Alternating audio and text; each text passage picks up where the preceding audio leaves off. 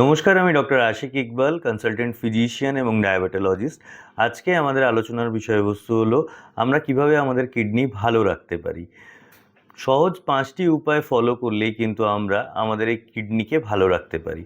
প্রথমত, over the counter medicine না খাওয়া, বিশেষত পেন কিলার, যেগুলো non steroidal anti inflammatory drug, এই গ্রুপে যে পেন কিলারগুলি হয় সেই পেন কিলারগুলোকে অ্যাভয়েড করা এবং সেগুলো ডাক্তারবাবুর পরামর্শ ছাড়া না খাওয়া। Long term use of pain killer কিন্তু অনেক ক্ষেত্রেই অ্যাকিউট কিডনি ইনজুরির মূল কারণ।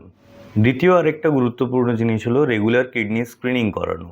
বেসিক ব্লাড টেস্ট যেমন ইউরিয়া, ক্রিয়েটিনিন, এই পরীক্ষার মাধ্যমে কিন্তু রেগুলার কিডনি স্ক্রিনিং পসিবল। অর্থাৎ আপনার কিডনি হেলথ কীরকম রয়েছে তা কিন্তু আমরা ইউরিয়া, ক্রিয়েটিনিন ব্লাড রিপোর্ট দেখলে আন্দাজ করতে পারি।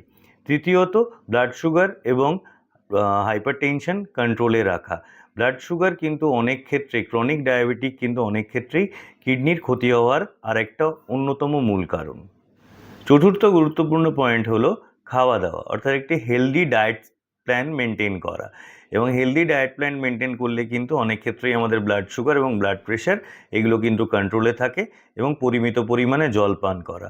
পঞ্চম এবং সবথেকে গুরুত্বপূর্ণ যে জিনিসটা দরকার সেটা হলো লাইফস্টাইল মডিফিকেশন, অর্থাৎ সিডেন্টারি লাইফস্টাইল যতখানি সম্ভব পরিত্যাগ করা, সাউন্ড স্লিপ অর্থাৎ 7 থেকে 8 ঘন্টা ঘুমোনো এবং তার সাথে এক্সারসাইজ করা, ফিট থাকা, স্ট্রেস ম্যানেজমেন্ট করা এবং অবশ্যই অ্যাডিকশন যেমন অ্যালকোহল, স্মোকিং, এগুলো পরিত্যাগ করা।